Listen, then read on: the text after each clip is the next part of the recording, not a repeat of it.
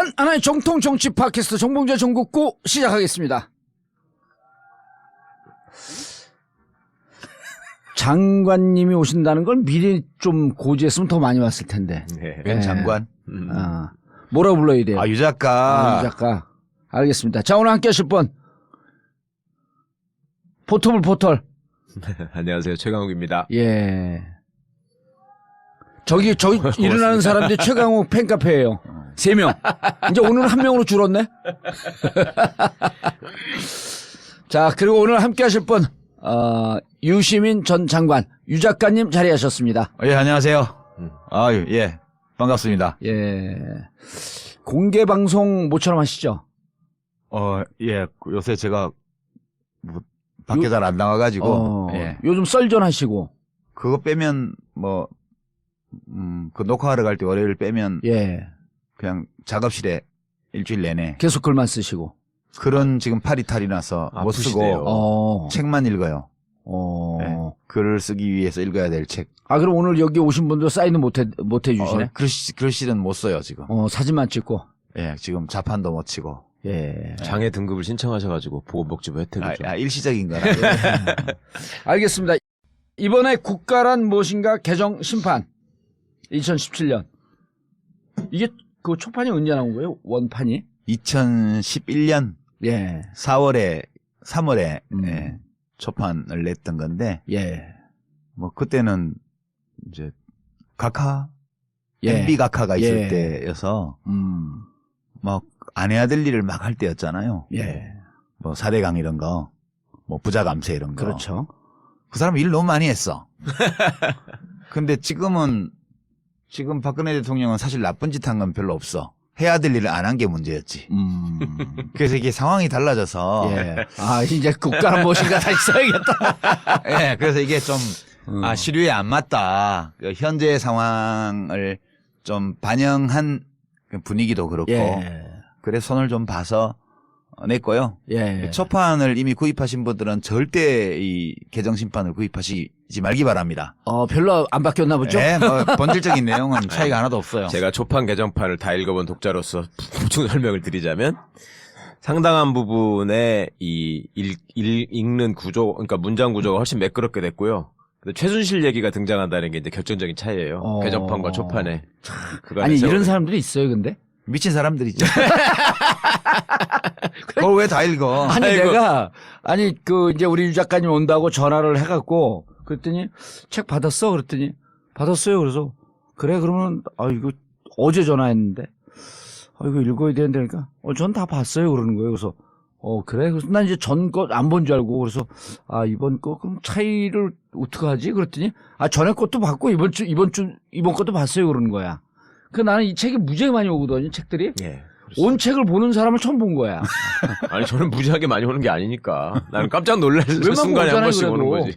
유 작가님이 직접 사인을 해갖고 보낸 거 아니에요? 글쎄요, 예. 놀랬다니까요, 그래서. 저는 그냥 하나 왔겠거니 하고 봤더니 딱 넘겨보니까 내 이름까지 써있고 막 그래서. 예. 깜짝 놀랐죠. 진중권 교수는 요즘 좀 만나요, 안 만나요? 통 못 보죠. 그래요? 예. 저하고 방송을 같이 하는데, 무척 샤이하대. 오프라인에서는 좀 샤이한 편이지. 그러니까 저도 오프라인에서 만나가지고 기존의 이미지하고 달랐던 분이 대표적으로 진중권 선생하고 노회찬 대표님.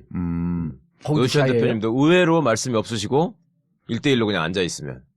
그래요? 재미도 좀 별로 그래요. 없고. 네, 노잼이야. 핵노잼. 핵노잼. 진짜 희한해. 근데 이제 꿀잼이라 이어야만 하는 순간, 그땐 또 꿀잼이 되는 거지. 그게 노회찬 그렇죠. 대표의 특징이지. 예. 진중권 교수 난 깜짝 놀랐어. 전에 이제 정치 카페 하실 때, 정치 카페 마지막 회에 제가 갔었죠. 아니, 마지막 회는 아니고 하여튼. 거의 끝날 무렵에. 근데 거기서도 조금 이미지가 무척 막 이렇게 공격적일 줄 알았어요. 진중권 선생이요? 네. 근데 안 그러더라고. 네. 우리도 끝나고 우리는 녹화를 많이 해요, 그거를. 한 4시간, 5시간 뜨는데, 뜨고 나서 또 술을 또 한 4시간, 5시간 먹어. 그 외부자들? 예. 그러면 이제 새벽 5시까지 먹어요. 근데 진 교수는 방송이 끝나면 가. 루비 때문에 가야 돼. 루비 때문에 가야 고양이 된다고. 고양이 봐야 된다고. 애묘인들은, 난 특이한 사람이야. 지금 노유진의 정치 카페 이후로 지금 팟캐스트에 처음 출연하신 거예요. 그렇죠. 그래요? 네. 예. 아니 그때 오. 탄핵되기 직전에 그 국회 앞에서 한번 스페셜로 공개 방송 네, 그거야. 노유진 뭐. 그거 한번 한 거 네, 빼면 그건 번외로 하신 거고 그것도 네. 역시 노유진이잖아요. 그렇죠. 진짜 오랜만에 나들이 하신 거네요, 그러면은. 그 원래 보면 텔레비전에도 그러잖아요. 예. 무슨 예능 프로 이런데 갑자기 배우가 나타났다. 예. 이러면 되게 그렇죠. 영화를 영화를 찍었거나 아, 아니면 한동안 좀 부진의 늪에 있다가 재기를 해서 예. 뭐 작품을 새로 한다든가 이럴 때 나오잖아. 예. 저도 이제 이 국가란 무엇인가 이 책을 개정 써서. 심판을 낸 걸 빙자해서 전국구 나들이 한번 전국구 하고. 나들이 한번 하는 거죠. 예. 봉도사도 보고 싶고 최변호도 보고 싶고. 예. 알겠습니다. 요즘은 그 옛날 예능 스타들, 예. 가수들 뭐 이런 사람들 복면가왕으로 많이 나오더라고. 그래가지고 다시 제기를 제기를 하고. 옛날에 뭐 마약 스캔들이나 동영상 유출됐거나 그래갖고 못 중국에서 나왔던 촬영하다가 분들. 활동하다가 음. 왜 개정판을 냈어요? 근데 진짜로 이때 그 초판 나왔을 땐 책 많이 팔렸어요? 뭐 좀 팔렸어요. 이게 참 운명이 기구한 책인데 예. 이 책을 쓴 기간은 2010년도였어요. 제가 국민참여당 대표를 하고 있을 때 그 그렇죠. 네. 와중에 도서관에서 국회 도서관에서 책을 한 100권 대출 받아가지고 그거를 뭐 기차에서 승용차에서 비행기에서 읽고 다니면서 1년 동안 그렇게 메모해서 쓴 책이 이 책이었어요. 예. 그러니까 정치를 하는 사람으로서 우리가 국가에 대해서 어떻게 생각해야 될까 또는 뭐 옛날 옛적부터 위대한 철학자들이 이 국가에 대해서 뭐라고 했나 예. 이런 걸 좀 이제 정리를 해서 책을 낸 건데 예. 그게 초세본이 그때 3월인가 나왔는데 2011년 예. 책이 잘 나갔어요. 초세를 3만 부를 찍었는데 건방소진이 됐어. 그런데 그때가 4월 10 며칠인가 그 김해 재보궐선거 예. 그 터널 디도스 있었던 그렇죠. 그거 이제 50.5 대 49.5로 졌잖아. 그때 내가 밀었던 후보가. 예. 수 후보. 예. 네. 그거 선거 치고 갑자기 책이 판매가 완전 부진해져 버렸어. 그때 이쪽 우리 민주당 쪽은 그 김경수 후보가 나갔고. 안 아니죠. 나갔지. 김경수가 안 드랍하고 아. 이봉수 후보가 이봉수 후보가 이제 맞아. 민주당 김진엽 후보하고 예비 경선을 해서 예. 여론조사에서 이겨서 본선에 본선에 가서. 대표 선수로 아하. 나갔는데 예. 1% 차이로 진 거지. 아. 근데 그렇게 하고 나서 국민참여당이 굉장히 타격을 입었고 그랬었죠. 네. 그리고 나도 개인적으로 타격을 입었고 책 판매도 확 내려가서 그 뒤에 그런 일이 뭐 있었구나. 아주 안 나간 건 아니지만 조금씩 몇 년간 책이 안 죽고 이게 가더라고요. 예. 그래서 돌베개 출판사 사장님이 그냥 죽이기에는 좀 아까운 책 아니냐. 그래서 좀 정치인으로서 발언한 거 그런 건 지금은 정치를 안 하니까 조금 정리하고 예. 지식인 입장에서 쓰는 걸로 좀 보충을 하고 그리고 6년 동안 달라진 정치 상황이나 예. 이런 것도 좀 반영을 해서 개정판을 내보자. 그냥 이렇게 두기에는 좀 아까운 책이다. 그래서 이제 작년 연말에 12월에 한 달 반 정도 작업을 해서 이제 새로 낸 거죠. 그러니까 최순실 박근혜 게이트 터지고 난 다음에 그렇죠. 작업한 거죠. 작업을 하고 그리고 이제 그 상황에서 정말 국가란 무엇인가 한번 좀 되돌아보자. 예. 이런 판단이 좀 있었던 거죠. 그렇죠. 사실은 국가의 존재에 대해서 시민들이 근본적인 의문을 제기하게 된 어떻게 보면 민주화의 최초 정권이잖아요. 이게 국가냐 이렇게 막 예. 손편말 그렇죠. 떨고 예. 이게 나라냐, 이게 이게 나라냐. 나라냐. 예. 국가가 뭐 이래 뭐 이런 게 있어서 이제 이럴 때는 우리 먹물들은 예성현의 말씀을 살펴보잖아요. 그 여기 보면 국가에 대해서 한 칼씩 했던 분들 얘기는 대충 다 담아놨기 때문에 네네. 예, 그런 면에서는 그냥 교양서로 괜찮지 않냐. 저는 이 책하고 후불제 민주주의를 거의 동시에 읽었거든요. 그때 예. 같이 사가지고. 근데 읽으면서 한 사람이야 이 사람. 아니 재밌어요 작가님 책은. 근데 비즈니스가 잘 안 되나 봐.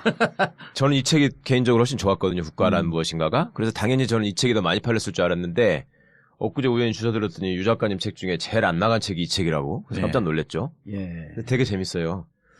아니 요즘 이제 책 내용 본격적으로 들어가기 전에 우리 동네 아주머니가 그걸 물어봐요. 3월 1일 날 곧 이제 3.1절이 오는데 태극기를 달아야 하나요? 이런 고민이 생긴다는 거야. 태극기 집회 때문에 태극기 집회 때문에. 그렇게까지는. 꼭 그 태극기 달면 탄핵 반대하는 아니 그러니까 그런 생각으로 변호를 든다는 거야 자기가. 태극기 집회 그 큰일이야. 동조하기 때문에 태극기를 달고 이 태극 저걸 어떻게 해야 되는 거야? 그러니까 우리가 변호원에 태극기 안티 세력이 된 것 같아. 태극기만 그런 게 아니에요. 예. 지금 우리 국호에 대해서도 많은 회의와 번민이 있어. 갑자기 한국당이 돼버렸잖아. 자유한국당. 예. 나 한국인이야. 예. 엄청 기분 나쁜 거야 지금. 그렇다고 해서 내가 한국인의 정체성을 버릴 수는 없는 거 아니야. 그렇죠. 어떻게 이럴 수? 이 완전 공공재산을 사유한 거 아니야 이거. 태극기도 진짜 우리가 그렇고. 옛날에 신한국당이 있었는데 이게 그냥 신자라도 붙었지. 예, 구한국당이 나중에 나왔어. 이건 그냥 한국당이야. 자유당 풍 한국당이기 때문에요. 이거는 이제 구한국당이에요, 정말. 그러니까. 그래도- 그냥 당원이 다 된 거네 우리는. 그래도 세상에 3.1절 나라에 날 태극기 다는 거는 오해의 위험이 거의 없어요. 예. 3.1절이니까. 그렇죠.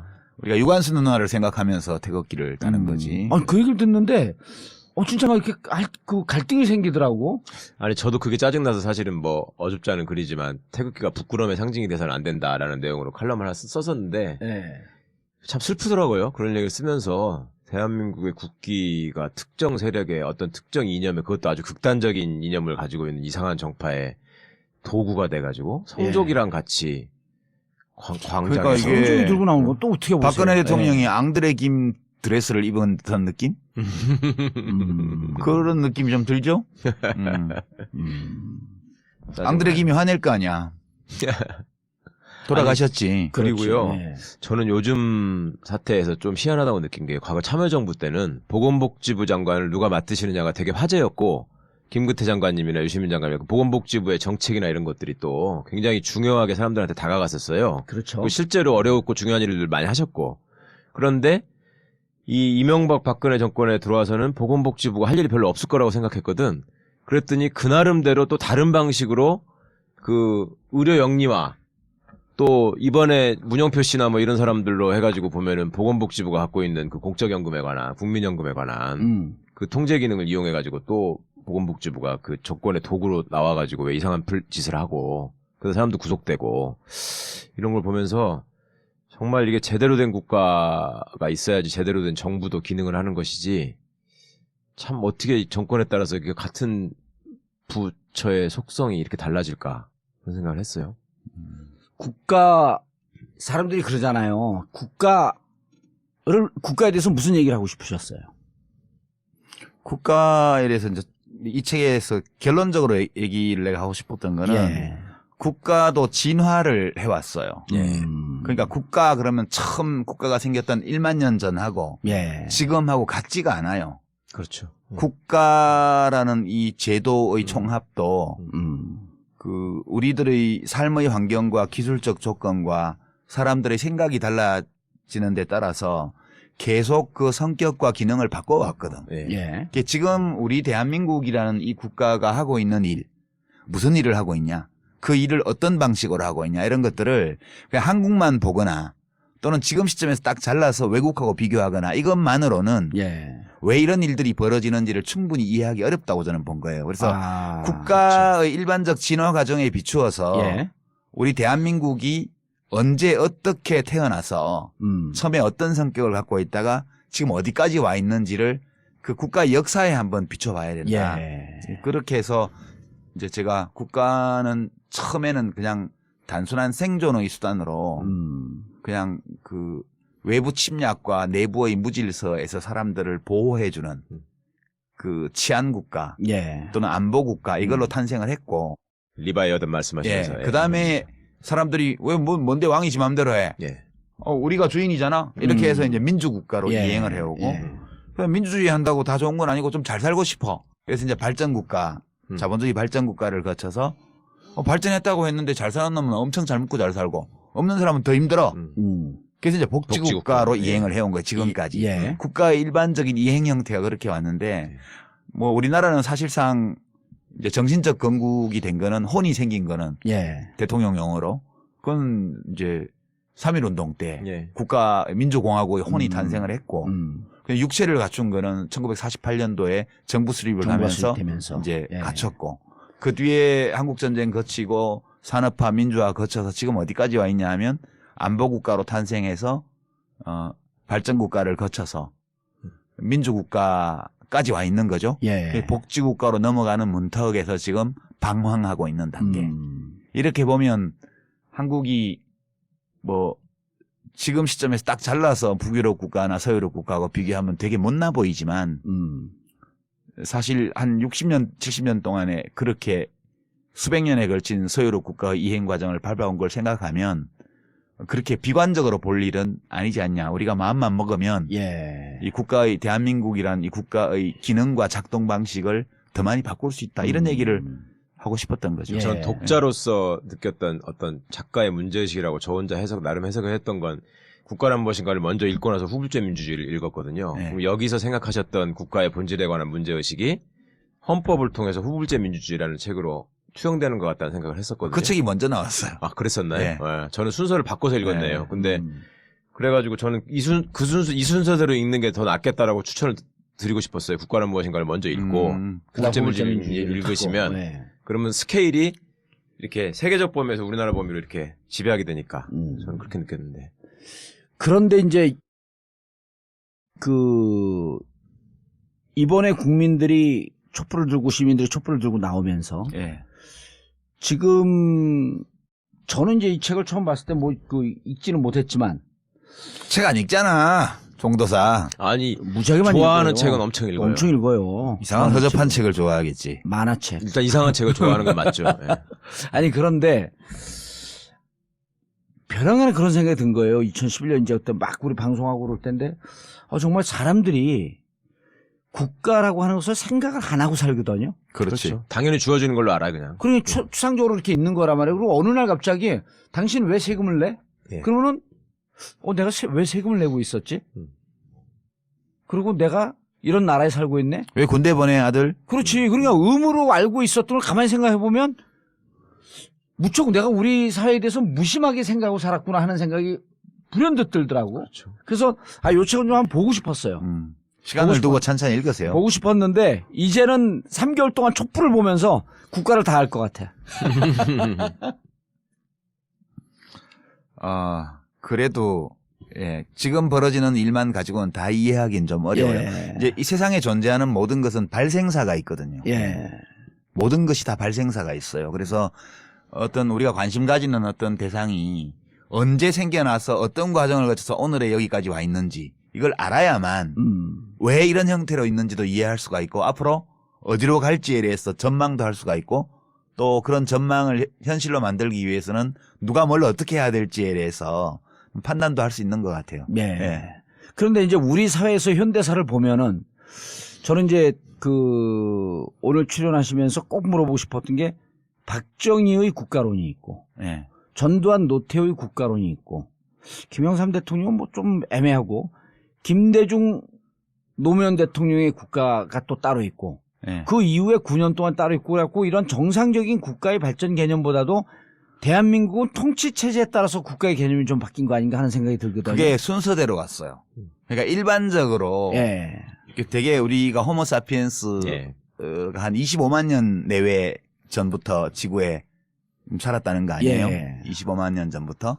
그리고 언어 혁명이라고 그러죠. 그러니까 예. 지적인 혁명이 일어난 게 약 7만 년 전이라고 그래요. 그리고 농업혁명이 한 10,000년 내지 12,000년 전에 일어났고 그 이후에 국가가 발생했거든요. 그러니까 국가가 생긴 건 한 10,000년 정도라고 보면 돼요. 최초의 원시적인 예. 형태의 국가가 생긴 게. 그 우리나라는 이제 뭐 당군 할아버지가 5,000년쯤 전에 나라 세우셨다는 탄생설화를 가지고 있지만 결국 이제 한반도의 국가 형태가 좀 대충 갖춰지기 시작한 게 뭐 멀리 보면 그 정도 된다고 봐야죠. 그리고 나서 그때까지는 각각 따로따로 존재하던 문명들이 지금 근대에 들어와서 네. 다 엉기게 되잖아요, 서로. 예. 이게 우리나라가 보면 이승만 대통령 때는 반공, 북진통일 이거였어요. 그렇죠. 그게 안보국가야, 안보국가 이게. 치안국가 또는 안보국가고 네. 그 당시 민주당이 만들었던 경제발전 5개년 계획 이런 거, 또 관료들이 만들었던 경제발전 산업화 계획 이런 거를 이승만 대통령이 다 거부해서 공산당이 하는 거라고. 예. 국가가 주도적으로 뭘 하는 거는 공산당 하는 거라고. 어허. 그러니까 이게 박정희 대통령은 이승만 대통령과 달라요. 예. 이승만 대통령은 이 국민들을 잘 먹고 잘 살게 해주는 일에 관심이 없었어. 예. 그리고 입으로만 북진 통일을 외치고 전쟁 준비는 하나도 못하고 이제 그런 정부였고. 뭐에 관심이 있었어요? 자기가 잘 먹고 잘 사는 거. 그렇지. 자기 권력에만 예. 관심이 있었지. 그 사람은 또 그런 이념적으로 볼 때 그런 국가가 나서서 뭘 하는 거를 반대하는 입장이었어요. 네. 박정희 대통령은 기본적으로 쿠데타를 하고 권력을 탈취하고 나서 그 쿠데타의 명분을 부국 강병에서 찾았어요. 그러니까 잘 먹고 잘 살게 해줄게. 예. 이 잘 먹고 잘 살게 해주면 내가 이렇게 쿠데타를 한 것도 정당해질 수 있어. 예. 이렇게 믿고 자기 자신의 정치적 정통성, 정당성 문제를 산업화에 걸었던 거예요. 그러니까 이승만 정권 때 만들어졌던 안보국가의 토대 위에서 그 반공 이런 예. 거 그대로 유지를 하면서 그 위에 발전국가를 붙인 거예요. 네. 자본주의 발전국가를. 그래서 이제 민주당 정부 4.19 후에 예. 그 당시 윤보선 대통령 이제 있던 예. 그 장면 총리 그 내각에서 만들었던 경제발전 5개년 계획이 국무회의를 통과한 게 5.16 전날이에요. 아, 그렇다고. 예. 예. 들었습니다. 그리고 나서 경제개발 5개년 계획이 그 박정희 게 아니었었네요. 그러면. 예. 예, 원래는 유엔 기구에서 예. 한국 권했다는 전쟁을 겪었기 때문에 이 나라를 어떻게 부흥시킬 것인가를 고민하면서 예. 이제 유럽 마샬 플랜이나 예. 뭐 혹은 다른 제3세계 빈곤국가를 지원하는 프로그램을 참고해서 한국 정부에 권고안을 예. 줬어요. 예. 최초의 계획을. 예. 그런 것들을 참고해서 그 당시 민주당 정부에서 만들었네. 예, 경제개발 5개년 계획을 만들었는데 그게 집행되기 전에 1년밖에 지속이 안 됐으니까 예. 정권이 5.16이 나면서 그게 폐기될 상황이 됐는데 박정희 장군이 예. 그걸 가져다가 예. 더 보충해가지고 그 이제 밀고 나간 거예요. 63년도부터.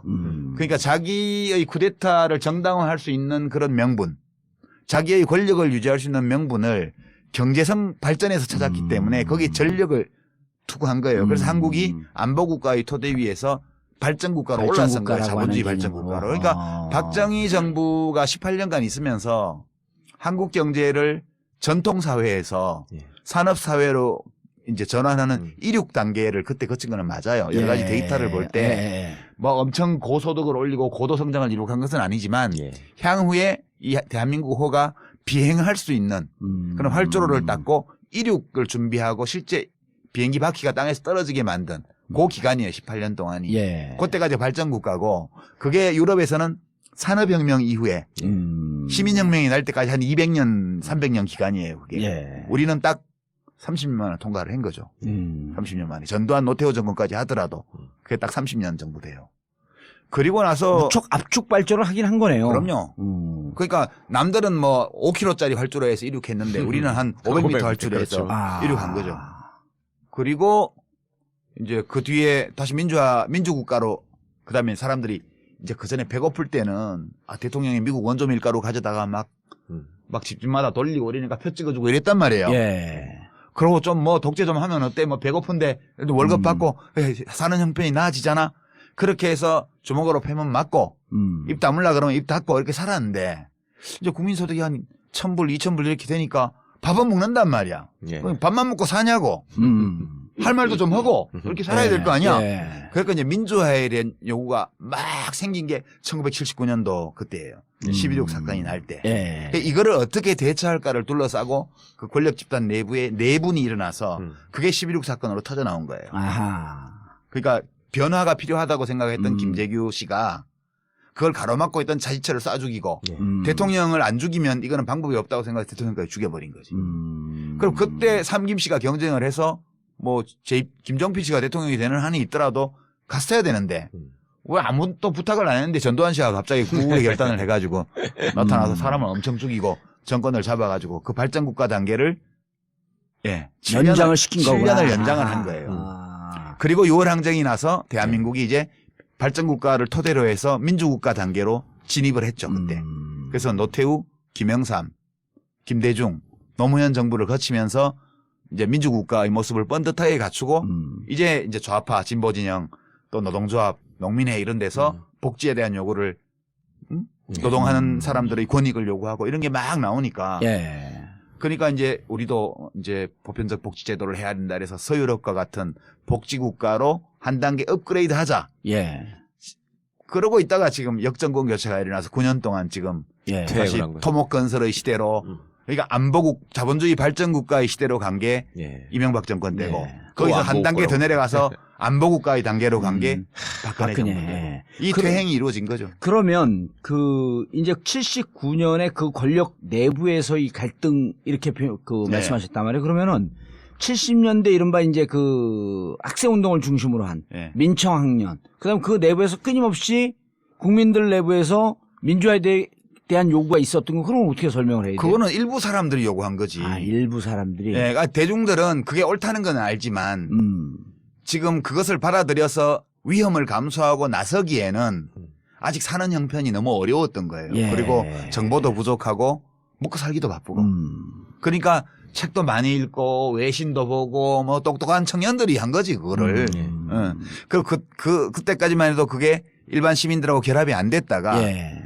이제 1979년 10월에 부마 항쟁 때 이게 확 불이 붙잖아요. 예. 부산 마산 김영삼 대 총재를 탄압한 거 제명한 것 때문에. 예, 이게 예. 빌미가 돼서 부산 마산 지역에서 이제 학생들의 시위가 시민들의 시위로 확산되는 양상을 보이는 거죠. 그게 이제 우리나라에서 대중적인 민주화 운동이 시작됐다는 거를 이제 보여준 거죠. 아, 거기서 볼 수 있는 예, 거예요? 예. 그리고 이제 그 다음에 80년 광주항쟁은 또 어떻게 봐요, 그러면은?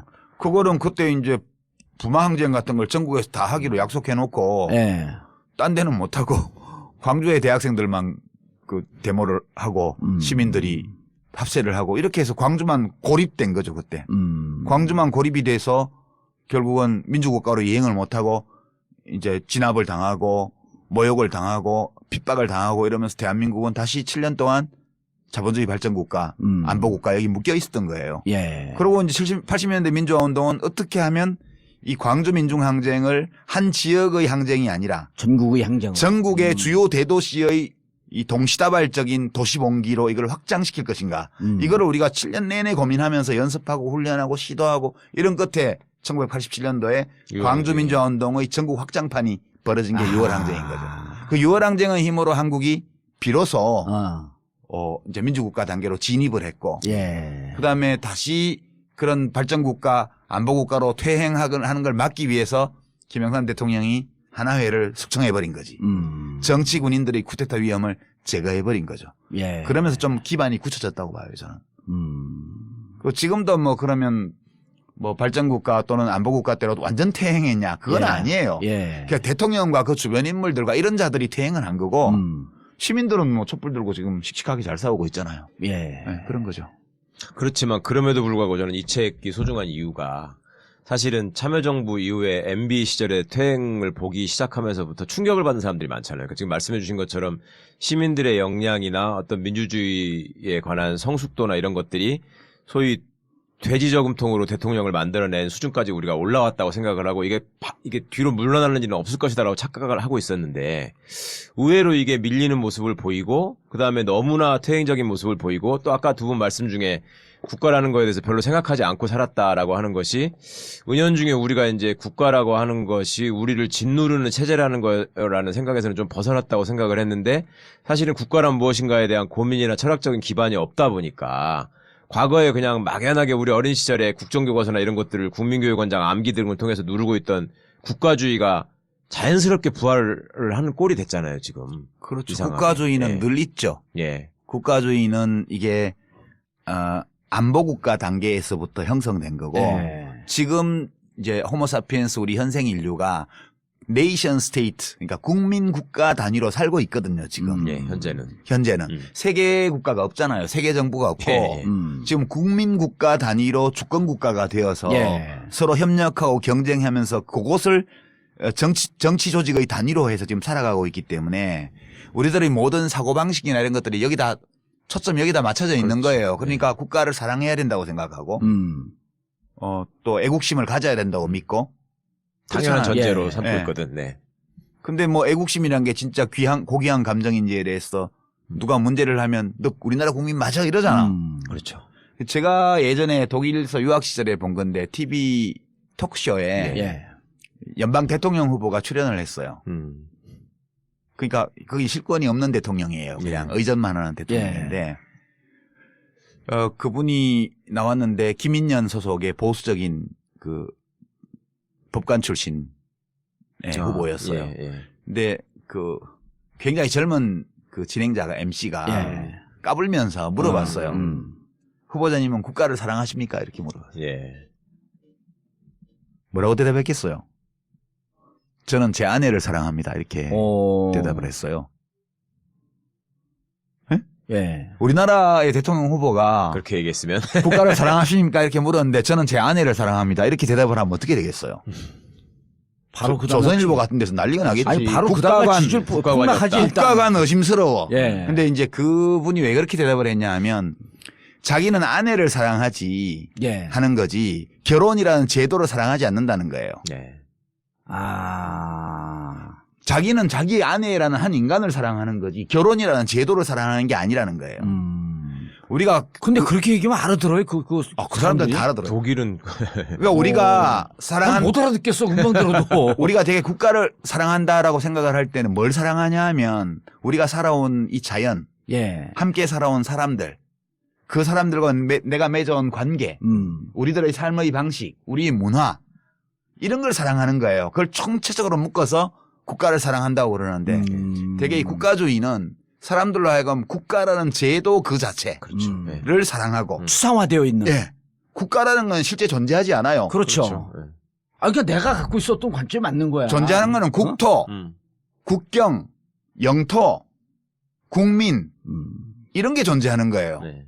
국가는 추상적인 거거든요. 그렇죠. 그래서 국가라는 이런 조직을 어떻게 사랑하냐는 거예요. 그러니까 자기가 사랑하는 것은 국가가 아니고 국가라는 제도가 아니고 이 독일 연방공화국이라는 이 공동체 안에서 살아가는 사람들을 사랑한다는 말을 그렇게 애둘러서 한 거예요. 그러니까 나치 시절에 대한 경험 때문에 그럼요. 사람들은 더더욱 그게 그러니까 국가를 사랑한다고 말하는 순간 극우로 몰리는 거예요. 그렇지. 극우. 예. 거기잖아. 예. 웃기죠. 우리는 자유한국당도 있잖아. 우리는 국가를 사랑 안 한다고 그러면 너 정치인 자격 없어 이렇게 나오잖아. 그래. 자, 국가 얘기 계속 좀 하시죠. 예. 야, 근데 나는 좀 행복하다. 독일에 안 태어난 게. 아니, 방금 중요한 말씀하셨어요. 예. 너 정치인 자격 없어. 예. 맞잖아, 자격 없잖아. 여기는 법적으로 자격이 없어. 자격이 없어요. 아직 5년 남았지. 얼마 남았어요, 아니에요. 이제? 얼마 남았어? 지금 몇 월이죠? 6년 반 남지 않았나? 아니야. 2017년. 이제 6개월 남았어요.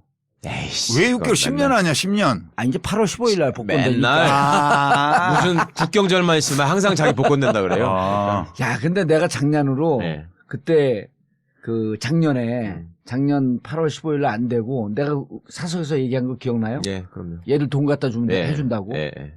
그건 난 정보도 없었는데 그 느낌 딱 드는 거야. 돈을 갖다 줘야 해준다고? 한 10억 갖다 주면 그때 정무수석이나 이런 사람들한테 한 10억 좀 갖다 주면 해줄 것이다 이렇게 봤더니 라는 소문이 있었다 이거지? 소문 없어. 느낌으로. 느낌으로? 네, 느낌으로. 진짜 무책임한 방송이네.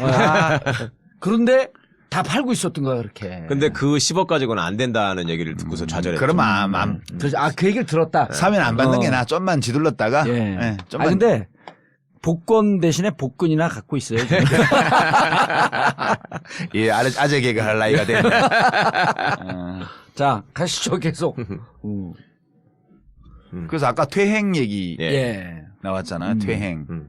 퇴행 얘기가 나왔는데 사실은 우리만 그런 게 아니고요. 모든 나라의 정치 역사에서 민주화의 역사에서 다 퇴행이 있어요. 그렇죠. 다 있었어요. 일정하게 발전을 하다가 전진하다가 또 멈추거나 소위 반동이라는 게 한 번씩 반동. 있는 건데. 반동이라는 게 이 반동 분자 이 에미나이 이런 반동이 아니고 그 일종의 리액션 같은 그렇죠. 거예요. 네. 역사가 앞으로 확 나가서 계속 할 수가 없기 때문에 힘이 좀 빠져서 뒤로 또 밀린다고요. 예를 들어보면 시민혁명의 원조를 1789년 프랑스 네. 대혁명이라 그러잖아요. 네. 그게 어떻게 됐어요? 나중에 이제 그게 막 황제가 나오고 막 부르봉 왕가의 막 왕을 목 잘라 죽이고 왕비도 네. 목 잘라 죽이고 막 귀족들 다 목 잘라 죽이고 그다음에 혁명가들이 자기들끼리 목 잘라 네. 죽이고 막 음. 그렇게 나오니까 불안감을 느낀 이웃 나라들이 신성동맹을 체결해서 프랑스로 네. 쳐들어오잖아요. 예. 그때 나폴레옹이 쫙 나타나서 그 전쟁을 딱 이겨놓고 지가 황제가 돼버리죠. 예. 그럼 혁명 뭘 한 거야? 왕이 황제로 바뀐 거야. 시민혁명 예. 거치고 나서. 시민혁명을 했는데 왕이 황제로 바꿨어요. 예. 그 이제 나폴레옹이 워털루 전투에서 지고 나서 왕정 복고가 이루어지고 네. 그다음에 또 혁명을 해가지고 네. 또 공화정을 만들었어. 그러니까 1948년 예. 혁명에 공화정을 만들었는데 그 이제 다시 민주화를 한 거지. 그 이번에는 나폴레옹 조카가 나타나가지고 그렇죠. 네. 나폴레옹 3세 예. 걔가 대통령으로 뽑힌 후에 지가 또 황제가 됐네. 그러니까 진전과 반동 네. 이게 계속 끊임없이 반복되면서 독일 보세요, 독일. 1918년 전쟁 1차 대전 끝날 무렵에 혁명이 일어나가지고 바이마르 공화국이 수립이 됐어요. 예. 독일 역사 최초로. 그게 1933년도에 히틀러를 연방 총리로 뽑잖아요. 그렇죠. 나치당을 합법적- 제1정으로 예. 만들어주잖아요. 예. 합법적인 선거를 통해서. 네, 그러고 그 의회에서 선거제도를 없애는 결정을 하고 예. 히틀러가 총통이 돼요. 네. 그러고는 제2차 세계대전 홀로코스트 이 어마어마한 범죄를 저지르잖아요. 그러니까 지금 우리가 보면 독일 국민들이 굉장히 성숙해 보이는데 예. 이러한 독일 국민의 성숙과 독일 민주주의의 발전이 있기까지 어마어마한 반동, 우리와는 비교할 수도 없는 참극을 겪은 끝에 독일이 오늘의 민주주의를 누리는 거예요. 수업료를 엄청 치른 거네. 엄청 치른 거지. 거기에 비하면 우리 민주주의는 독일만 못하지만 수업료를 조금 냈다는 점에서 비춰보면 가성비가 엄청 좋은 가성비가. 민주주의예요, 우리나라가. 가성비가. 어. 이게 내가 후불제 민주주의에서 주장한 거잖아. 예. 우리는 그랬었죠. 예. 예. 미군정이 들어와서 그냥 미국식 헌법을 그냥 갖고 온 먼저 거예요. 받았다, 그냥. 물론 우리가 임시정부 헌장부터 시작해서 민주공화국 선포하고 대한민국 임시정부의 헌법도 있었지만 우리는 조선 이시왕조를 다시 세우자 이런 거 없었잖아. 그렇죠. 바로 민주공화국이야. 어. 왜 그렇게 쉽게 됐냐 하면 미군정이 있었기 때문에 미국식 유럽식 헌법을 순조롭게 한 거예요. 그리고 뭐 민주주의가 뭔지도 모르고 그 고종 황제가 통치하다가 갑자기 일본 왕이 통치하다가 조선 총독이 통치하다가 그랬잖아. 예. 그다음에 이승만 왕이 통치한 거예요. 이승만은 셈이죠. 임금님이야, 네. 국부야. 그러니까 우리 국민들이 민주주의를 할 준비가 충분히 안 된 조건에서 민주주의 제도를 갖고 온 거예요. 그러니까 이승만이 그렇게 한 거지. 그걸 뒤집어 엎은 게 4.19였고. 예. 4.19 때 왜 고등학생이 나왔게요? 교과서에서 민주주의 아, 배운 건 배웠으니까. 거기가 첫 세대거든. 초등학교 입학하고부터 배웠거든. 예. 교과서에 있는 거하고 완전 다르잖아. 예. 그러니까 중학생, 고등학생들이 들고 일어난 거 아니에요. 대학생들은 뭐 실존주의에 빠져서 헤매고 뭐 낭만 찾고 이러고 있을 때. 네. 그게 우리나라 민주주의의 시작이었고 그리고 이제 그 뒤로 한 반세기 동안에 지금 이만큼 해낸 거니까 우리는 그렇게 프랑스나 독일과 같은 그런 엄청난 반동을 겪지 않았어요. 예. 예. 그러면 이명박 박근혜 이 9년이 우리가 살아온 9년을 생각하면 끔찍하잖아요. 예. 근데 생각처럼 그렇게 심각한 반동은 아니네. 예, 역사적으로 다른 나라의 사례에 견져보면 예. 박정희 독재도 아주 혹독한 독재는 아니었어요. 최소한 두테르테처럼 막 죽여 이렇게 한 적도 없고 막 반체제 인사를 잡아다가 막 헬기에서 바다에 떨어뜨리고 아르헨티나처럼 예. 그렇게 하지도 않았고 칠레에서처럼 길거리 세워놓고 총사 죽이지도 않았어요. 잡아다가 몰래 영장 없이 체포해서 거꾸로 매달고 물 먹이고 고춧가루 먹이고 전기로 지지고 몇 명 죽으면 이렇게 그냥- 하다가 예. 잘못해서 죽으면 감추고 어디 산에 갖다 버리고 예. 물에 빠뜨리고 이렇게 감추려고 그랬어. 그러니까 음. 박정희의 독재도 이 독재 중에는 연성 독재예요. 소프트한 거예요. 그러니까 우리 시민들 입장에서도 보게 되면 우리는 테러를 안 했잖아. 예. 총도 안 들었잖아. 평화적으로 했잖아. 음. 그러니까 이 서로 맞물려 있는 거예요. 예. 저쪽에서 길거리에서 총사 죽였으면 총 뺐어. 우리도 총 들었을 거고. 5.18 때처럼. 저쪽이 총을 쐈으면 총을 쏘니까 같이 무장을 할 시민들도 수밖에 없어요. 그러니까 전두환이 박정희보다 훨씬 악독한 사람인 거지. 어마어마하게 악독한 예. 사람인 거지. 그러네. 예, 그래서 우리는 작용 반작용이 강도가 세지가 않고. 강도가 세지 않아요. 한국은 우리만 보면 뭐 이명박 솔직히 깨작깨작 장난친 거지. 그건 이명박 제일 잘못하고 아니, 저 예. 감옥 보낸 거 받고는 말고는 없어요 별로. 그게 제일 잘못한 거지.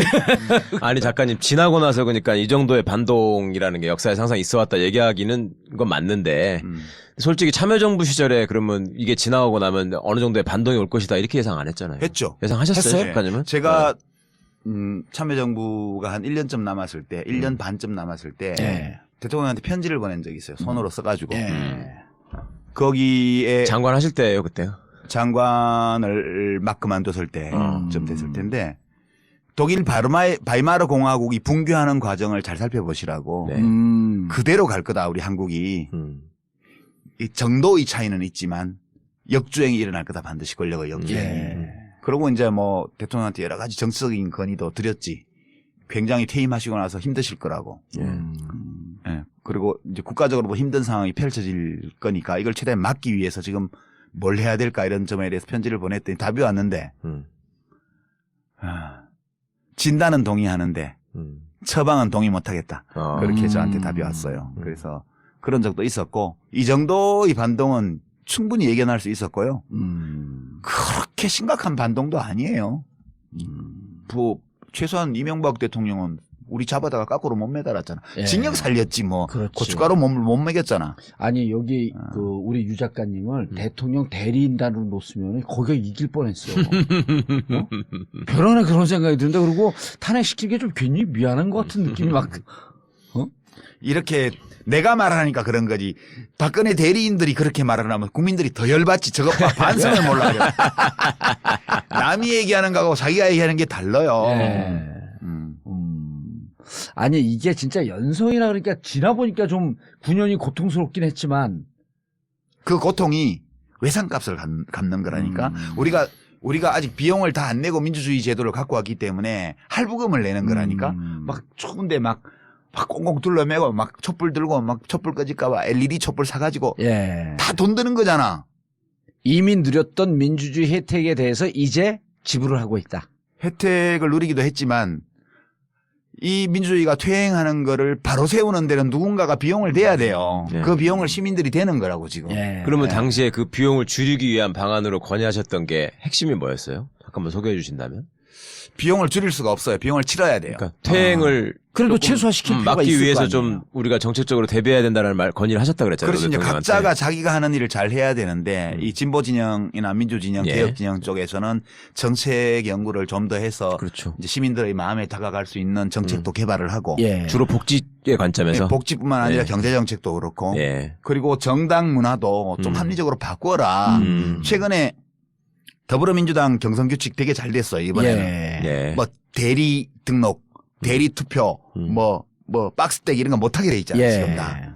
이 정도를 해야 돼요 최소한. 네. 근데 그때는 개판이었거든 솔직히 말해가지고. 그렇죠. 박스대기 하려고 박스대기 준비를 했으니까. 잡으러 다니고 그랬잖아요. 예. 그러니까요. 그러니까 그 야당들 진보 정당들이 기본을 못 지키니까 어떻게 국민들이 신임을 할 수 있겠냐. 그래서 좀 내부 혁신을 좀 해야 된다. 예. 그리고 시민들은 관심을 가지고 참여를 해야 된다. 많은 사람들이 같이 돈을 내야 좀씩만 내도 될 거 아니에요. 몇 사람들만 막 싸우다가 이렇게 봉도사처럼 징역 가게 하고 이러면 이거는 정의롭지 않은 거지. 예. 지금 촛불 시민처럼 100만 명씩 200만 원씩 나오니까 못 잡아가잖아. 예. 물대포도 못 쏘잖아. 예. 1000명, 2000명이 나왔으면 몽둥이로 패고 물대포를 물대포 쐈을 쐈겠지. 거라고. 예. 최루액 쏘고. 근데 100만 명이 나오니까 못 하잖아, 그거를. 예. 이게 십시일반이라는 거예요. 시민들이 다 관심을 가지고 좀씩만 참여를 해주면 예. 어떤 특정한 사람들이 엄청난 희생을 치러야 되는 일을 막을 수 있어요. 예. 총량은 같아. 어차피 치러야 총량은 돼. 같고. 예. 할부금은 내야 돼. 그러니까 그 몇몇 사람들이 그렇게 극한 희생을 치르는 것보다도 그렇지. 함께 나눠서 하자. 그럼요. 아니 예컨대 우리가 백남기 어르신 때. 예. 농민이 그렇게 불행한 사태를 겪었을 예. 때 그때 그 시위 군종이 그때 100배였다고 생각해봐요. 어디다 대고 물대포를 쏴. 그렇죠. 예, 그러니까 되게 그런 게 시민들의 견지에서 보면 예. 참여가 적었기 때문에 치를 수밖에 그 짓을 없었던. 한 거거든. 예, 그런 게 그나마 할부금을 어차피 갚아야 될 건데 총량은 불변이지만 많은 사람들이 참여할수록 각자가 조금씩만 부담을 하면 돼요. 예. 그게 민주주의에서 제일 중요한 거죠. 알겠습니다. 그런 얘기들을 예. 여기 좀 예. 예. 책 얘기를 조금 담았어요. 책 내용 얘기를 조금 더 해주세요. 책 내용은 이제 뭐 그렇게 국가가 예. 어떤 성격을 갖고 있는지 당신 읽어봤다며 읽어본 예. 사람 좀 질문 좀 해. 질문 좀 해봐요. 우리는 안 읽어보고도 질문을 하는데. 여기 사장이 재밌잖아요. 이 일단은 저는 오늘 뵈면은 꼭 좀 한번 그 먼저 좀 강조해 주셨으면 좋겠다 싶은 게 우리가 사실은 국가주의라는 말 자체도요. 공산주의, 민주주의, 자본주의 이런 얘기는 들어봤어도 국가주의라는 말도 낯설어하는 경우가 근데 많이 그거 있거든요. 아까 듣는데 좀 낯설더라고. 네. 그러니까 그 국가주의라는 거의 근본, 그러니까 이 책에 이제 굉장히 쉽게 논리적으로 설명을 해주셨어요. 그거하고 우리 사회를 하여튼 어쨌거나 계속 지배하고 있는 그 이제 소위 북한에 대한 불안 뭐 이런 거를 기조로 해가지고 네. 계속 죽지 않는 거잖아요. 그거를 조금만 그러니까 국가주의는 한마디로 정리하면 네, 시민들을 국가의 부속물로 보는 견해예요. 네, 그러니까 시민을 국가의 부품으로 보는 견해예요. 그러니까 부품 자체는 가치가 없잖아요. 네. 전체로서 하나의 국가가 네. 온전하게 기능할 때 비로소 부품은 존재 가치를 의미가 가지게 있는 돼요. 음. 그러니까 국가주의라는 것은 개인과 국가의 관계에서 국가를 우선하는 거예요. 국가를 위해서는 개인은 희생할 수 있어야 되고 네. 국가를 위해서는 개인의 자유를 제한할 수 있어야 되고 예, 예. 심지어는 국가를 위해서는 반드시 제한해야 된다. 네. 이렇게 보는 관점이고 시민들 개개인의 복지나 개개인의 이익과는 차원이 다른 네. 국가의 전체 이익이라는 이익을, 것이 전체의 이익이라는 것이 별도로 존재하는 것처럼 그래서 그 전체의 이익을 위해서 시민들 개개인 어떤 부분의 이익은 희생하는 것이 마땅하다는 태도. 권리를 제한하는 것도 맞고. 예. 그러니까 우리 국가주의를 북한과의 관계에서 생각을 하면 우리는 북한과 적대적으로 대립하고 있다.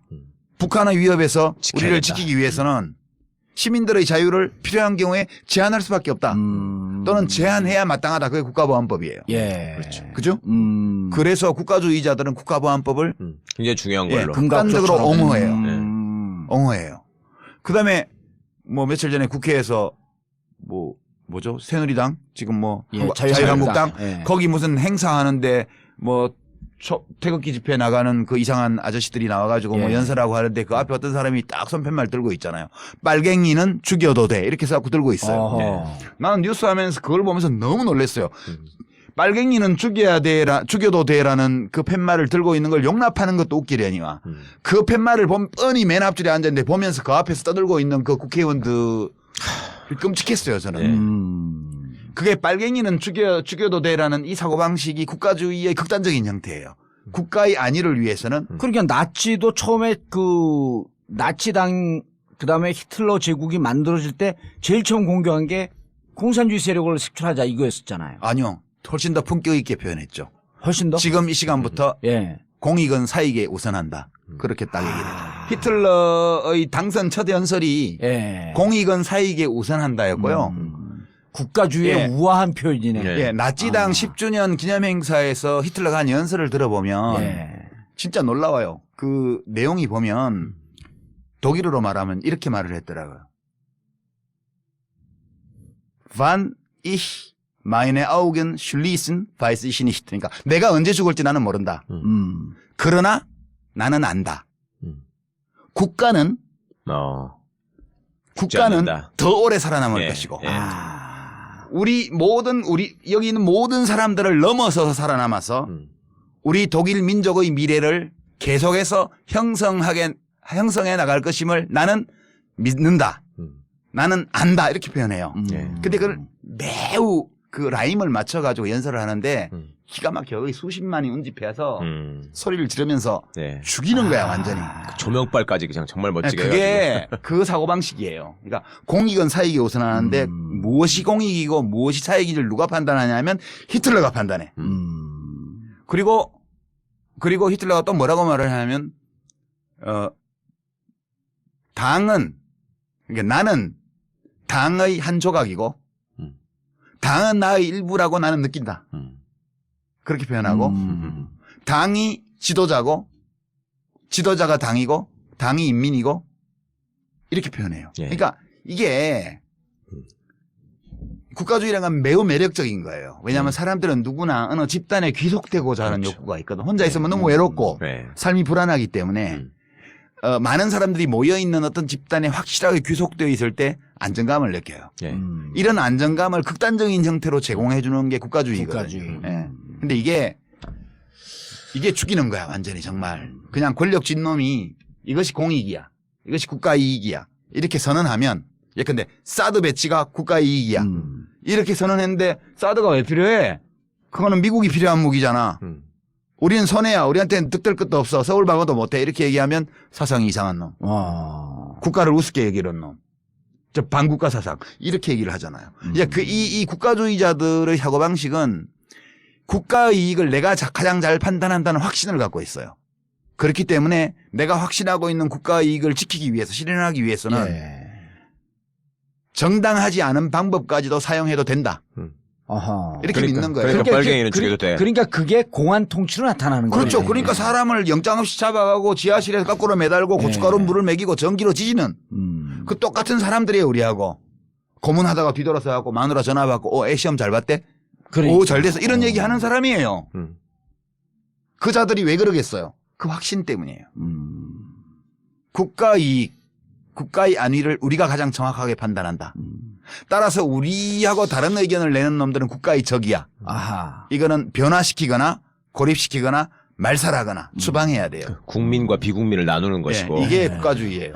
그리고 그동안에 이제 이제까지 살아온 내가 참 잘못 살고 못된 짓만 하고 살아온 것 같은 죄 막 반성이 막 되는 거야. 국가를 계속 부정하면서 사셨으니까. 그러니까. 그래서 이 책에서 아주 쉽게 예를 들어 주신다고요. 그러니까 지금 아까 국가보안법이 국가주의자들이 가장 소중히 생각하는 징표 중에 하나라고 예. 하셨는데 또 여기서 제가 재밌게 봤던 게 우리는 민족 중에 역사적 사명을 띠고 이 땅에 태어났다. 개뿔. 그거 자체가 그 국민교육 현장 지금 예. 젊은 사람들은 예. 모를 텐데 우리 초등학교 때 만들어진 거예요. 그렇죠. 1968년도에. 저는 그걸 못 외워갖고 1,몇백 명 중에 제일 늦게 집을 갔잖아요. 암기력은 제로에 가까우니까. 대학을 어떻게 갔어, 그런데? 그러니까 나도 신기해요, 그게. 내가 근데 고등학교 또 차석으로 졸업했잖아요. 오. 152명 중에 151등. 진짜 천재예요. 근데 작가잖아. 골방이 너희를 몸짱되게 몸짱되게 하게 책 하더라. 꺼내고. 저도 한 30만 부 판 작가예요. 훌륭한 작가, 베스트셀러 작가지. 지금 나오는 분들이, 촛불을 들고 나오는 분들이 제일 크게 질문한 거 있잖아요. 이게 나라냐. 예. 이건 국가주의하고 조금 또 틀리잖아요. 예. 이게 나라 맞아요, 근데. 국가에는 원래 이런 요소가 포함되어 있어요. 국가는 기본적으로 폭력이거든요. 예. 이러면 국가주의자들은 또 화를 내요. 이렇게 말을 하면. 화를 내면서 폭력을 휘둘러. 그렇지. 국가- 태극기 들러매고 그렇죠. 옆에서 젊은 사람들 지나가면 괜히 이유 없이 태극기 봉으로 때리고. 그게 국가라는 거. 예. 이거 뭔 얘기하다고 얘기했지만 이게 나라냐. 그렇지. 이게 나라냐. 국가라는 것은 원래 합법적이고 정당하다고 인정되는 폭력을 예. 행사하는 유일한 조직이에요. 그렇죠. 아, 당신이 옛날에 얘기했던 공권력하고 좀 비슷한. 공권력이 점이- 그거예요. 네. 공권력이라는 거는 합법적 폭력인데 폭력. 사람들이 합법적이고 네. 정당하다고 인정하는 폭력이에요. 네. 일반적으로. 어. 근데 이제 공권력이 더 이상 정당하지 않고 합법적이지 않다고 많은 대중이 확신하는 확신하는, 순간 네. 그럼 무너져요. 네. 그러니까 이게 국가 권력이라는 게 합법적 폭력을 독점하는 인간 조직이거든요. 그렇죠. 폭력을 독점해야 돼요. 예. 국가를 제외하고 누구도 폭력을 행사하면 안 되잖아. 음. 그래서 박정희가 쿠데타로 집권했을 때 맨 먼저 한 일이 뭐예요? 깡패 소탕. 그렇죠. 응. 깡패는 뭐냐? 국가와 경쟁하는 자야. 그러니까 사적- 또 다른 폭력이니까. 사적 폭력을 행사하는 자들이에요. 이 어. 용납을 못해. 국가는 폭력을 독점해야 돼요. 그래서 그 깡패들 잡아다가 제주도 데리고 갔고 그 향토의 516도로 516도로 516도로 닦은 거 아니야. 강원도에 도로 내고. 예. 전두환도 똑같이 했잖아. 하자마자 삼천교육대. 삼천교육대 만들고. 전두환은 무슨 아. 폭력배로 입증된 사람만 아니고 길을 막고 그냥 문신 조만한 거 있으면 다 잡아다 삼천교육대 그러니까. 주로 했던 일이 도로공사예요. 삼천교육대가. 그러니까 그 증상은 이른바 성인 불량 서클을 소탕하려는 국가주의자들의 동기. 아. 이게 폭력을 나 혼자 가져야 돼. 아하. 딴 놈이 폭력을 가지는 건 절대 용납 못해. 어. 그래서 이게 일반적으로 하는 거예요. 이게 독재 정권들이. 그다음에 두 그래서 번째는 지들 내부에도 그래서 조폭룰이 있는 거예요. 그렇죠. 근데 이게 폭력인데 예. 이 국가 폭력이라는 것이 일상적으로 우리 곁에 있기 때문에 사람들이 이제 이게 정당하다고 느낄 때는 어떨 때 정당하다고 느끼냐 하면 저 국가의 폭력이 나에 대해서 행사되는 것이 아니고 나를 위해서 행사되는 것이다. 그러면 받아들여요. 지금 두테르테가 뭐 몇천 예. 명을 죽였잖아요. 예. 앞으로도 몇만 명을 죽일 거래요. 네. 근데 필리핀 시민들이 왜 지지하냐 하면 저 두테르테가 휘두르는 국가 폭력이 나를 향한 것이 아니라고 보는 거예요. 나를 위한 것이다. 나를 위한 것이라고 생각하니까 그 폭력 행사에 일체감을 느끼고 오히려 안도감을 느끼는 거예요. 그래 받아들이는 거 여론조사를 해보면. 근데 어느 순간인가 그렇게 행사하기 시작한 국가폭력이 나를 향한다. 나에 대해서 행사되기 시작한다는 막연한 느낌이 올 때 이때부터 정치적인 동요가 시작될 수밖에 없어요. 필리핀도. 그러니까 국가 권력이라는 이 공적인 폭력이 나를 위해서 행사되고 있는가 나에 대해서 행사되고 있는가를 잘 봐야 돼요. 네. 근데 이명박 정권 때 집회 및 시위의 자유를 제한하고 언론을 장악하고 차벽을 치고 예. 명박산성을 쌓고 체류액을 뿌리고 물대포를 쏘고 시민들이 뭐 공격적인 행동을 했다면 모를까. 평화 집회에 대해서 그렇게 했잖아요. 그렇죠. 그건 명백히 시민들에 대해서 폭력을 행사한 거거든. 그렇죠. 사실은. 예. 그런 점이 차이가 있는데 시민들이 그거를 국가의 폭력은 늘 정당하다는 생각을 하는 사람들이 많기 때문에 예. 공권력이 불법적인 행위를 할 때에도 그거에 대해서 별로 저항을 하지 않고. 별로 저항을 하지 않는 경우가 많아요. 그런 이제 그게 독립성과 주체성이 부족한 시민이거든요. 예. 지금 우리 촛불 시민들의 특징은 개인이잖아요, 개인. 예. 개인으로 나오잖아요. 물론 집단으로 나오는 분들도 좀 있긴 하지만. 그렇죠. 전반적으로- 미미하지 이제는 미미하지. 전반적으로 개인으로 예. 나와요. 그러니까 대한민국 역사에서 지난 이명박 정부와 이 박근혜 정부 하에서 각성한 개인이 예. 시민이라는 이름으로 이제 집단적으로 출몰하기 시작한 거예요. 집단을 이루지 않은 채 혼자 행동하는데 혼자 행동하는 사람들이 집단을 이루는 이게 우리 역사에서는 처음 보는 거죠. 예. 그게 되게 민주국가가 확고히 뿌리 내리려면 이런 시민들이 충분히 많아야 돼요. 그래서 우리나라도 이제 민주국가로 확고히 이렇게 나아갈 수 있는 그런 토대는 마련된 것 같다. 대통령만 바꾸면. 뭐 그런 거죠. 그러니까 방금 말씀으로 돌아보시면 우리 효순이 미선이 때 2002 시위, 년도에. 예. 그다음에 이제 광우병 촛불 시위 이런 것들이 맥락 근절을 보면 국가가 우리를 보호해주지 않는다. 네. 그런 거잖아요.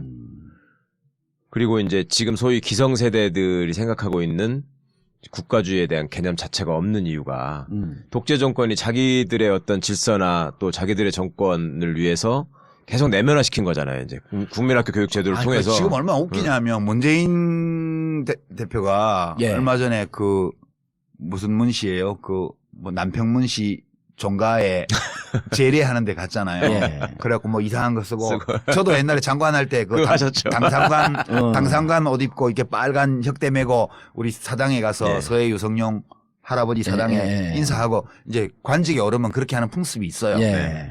근데 이제 인터뷰한 것 중에 그 문 중에 어떤 어른이 우리도 왕족이 됐으면 좋겠다 그런 말을 했어요. 그러니까 이게 이러면 민주주의 안 되는 거야. 네. 문재인 씨가 대통령 돼도 남평문 씨가 왕족 되는 거 아니거든요. 예. 그냥 5년짜리 계약직이거든. 이제 대통령을 왕으로 보는 이 네. 뿌리 깊은 이 봉건적 의식. 네. 그리고 무슨 나라를 국가를 하나의 가정으로 그리고 대통령을 그 가정의 가장으로 보는 이 국가주의적 집단주의적 문화 이런 것들이 아직 우리나라에 많이 남아 있어요. 5년 중에 굉장히 네. 깊죠. 이런 거 그러니까 박사모 태극기 집회하는 분들의 마음을 이해해야 돼 우리가. 아니 오늘 막 집안의 어르신을 예. 국부를 국모. 네. 네. 그리고 그냥 국부예요. 예. 여자지만 그렇죠. 국부야. 네. 나라의 최고 어른이에요. 젠더가 중요하지 않지. 혼자만 어른이 아니고 그 아버지도 나라의 최고 어른이었던 예. 분이야. 예. 그런 분을 끌어내준다. 것도 아닌 일을 가지고 근거도 확실치 않은데 국회에서 탄핵을 한 거 아니야. 대리인으로 놓이겠어 지금. 이렇지 이분 관계할 일이 아니라 이 말이에요. 국가주의의 입장에서 보게 되면은 그렇죠. 이 땅을 치고 발을 굴러 예. 의분에 떨어야 마땅한 사태인 거지. 이거 6.25 노래라는 거 알죠? 예. 아니 조금 이거 머리만 희끗희끗하면 서석구 변호사. 같은 대구 분이니까 또 대구에서 고등학교 다니는 사람들 원래. 예. 자, 이 책을 왜 꼭 봐야 되는지를 마지막으로 책에 대해서는 왜 꼭 봐야 됩니까? 꼭 봐야 될 책이 어디 있어요? 꼭 봐야 되는 이 세상에 책이죠. 책이 얼마나 많은데 꼭 전 봐야. 이 방송 나가고 오늘 하루에 10만 부 나갔으면 좋겠어. 제가 대신 말씀드릴 테니까 예. 결론만 좀 정리해 세상에 주시면. 꼭 봐야 될 책은 없어요. 한 예. 권도 없어. 그럼 내가 책 안 보는 거에 대해서 질타할 이유가 없네. 그렇지만 볼만한 책이 많거든. 저는 이런 관점에서 말씀드리고 싶어요. 이 책을 보시면 예. 한국 현대사의 줄기를 우리 말하는 거에서도 조금 이렇게 이해를 하실 수가 있고요. 그보다 저는 더 좋았던 거는 우리 유시민 작가님이 그 전부터 나는 지식 소매상이다 이런 표현을 자꾸 그렇죠. 쓰셨는데 예. 그 얘기 이제 진짜- 우리가 2부에서 해야 돼. 네, 예. 그 지식 소매상으로서 말하자면 사람들한테 지식을 효과적으로 전달하는데 정말 소중한 능력을 갖고 계세요. 그래서 저는 우리 애들한테 이거를 지금 이번에 대학 들어간 애한테는 이걸 읽어보라고 하고 뭐 그랬는데 그 이유가 저희가 사회 시간에 초등학교 때부터 사회 시간, 도덕 시간 뭐 이런 시간들 또 그 국사 시간 이런 걸 통해서 홉스, 로크, 네, 루소, 이름만 듣지. 예, 이런 거 이름만 듣지. 아. 도대체 이 사람들이 이 얘기가 민주주의에 발전하고 무슨 관계가 있는지를 유기적으로 설명해주는 교과서가 없었어요. 역사하고 연결해서 그런 점에 설명해주지도 있어서 않고. 탁월하다. 그 점을 이 책을 보시면 확실하게 알 수 있어요. 이 책의 예, 제일 큰 장점은 예. 이 한 이제 권만 책 팔러 나왔네. 이거 한 권만 읽고 예. 한 50권 읽은 척 할 수 있어요. 아니 심지어 플라톤과 아리스토텔레스 이런 얘기가 플라톤의 국가 이런 거 옛날에 대학교 교양도서로 읽으라고 그러는데 그 진짜 환장하거든 그거 재미없어서. 그러니까 막 심지어는 칸트 뭐 네. 무슨 뭐 베른슈타인 이런 사람도 읽은 것처럼 척할 수 있어. 막스 아니, 베버까지. 예전에 무슨 그 책 쓴 거 중에 몇 권의 책을 써머리해갖고 묶어갖고 낸 책이 한 번 있었죠. 그게 거꾸로 있는 세계사지. 다 그거예요. 그런가요? 99% 발췌 요약. 그러니까. 네. 그래서 그때 그 책을 보면서 참 책도 희한하게 쓴다 나는. 그 책은 이제 절판이 됐고 청춘의 독서라고 다시 내가 나왔죠. 읽은 네, 책을 네. 또 그러니까 썸머리, 그걸 본 것 같아요. 청춘의 저는. 독서. 예. 그 책은 썸머리만 있는 건 아니고 이제 저의 해석 예. 그런 것도 같이 들어있는 예. 독후감몸. 알겠습니다. 너무 책 판다. 예. 아니. 근데 왜 도매상이라고 안 하고 소매상이라고 그랬어요?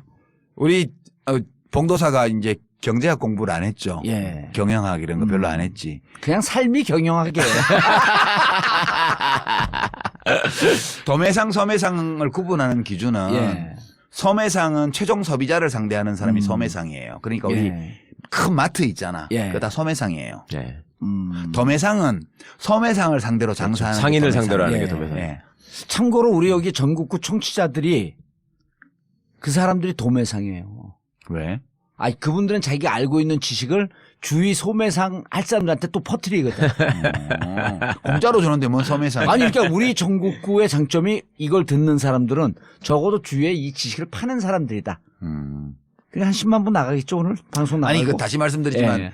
이 초판본을 보신 분들은 굳이 안 읽으셔도 되고요. 살 근데 필요는 진짜 없어요. 아니, 근데 여기 최변은 예. 보내잖아. 공짜로 내가 보냈으니까 그런 거지. 아니 이 책이 더 쉽게 읽혀요. 그건 사실이야. 제가 먼저 하면서 초판보다. 네, 이게 더 재밌어. 아하. 예, 그때는 정치하는 와중에 쓴 거라 예. 좀 문장이 좀 거칠고 정리도 좀 덜 됐고 몸에 힘도 좀 들어가 있었고. 팍팍한 대목이 있는데요. 이건 예. 아주 술술 잘 먹어요. 잘 넘어가요. 알겠습니다. 책이. 그런 차이는 약간 있죠. 네. 예. 예.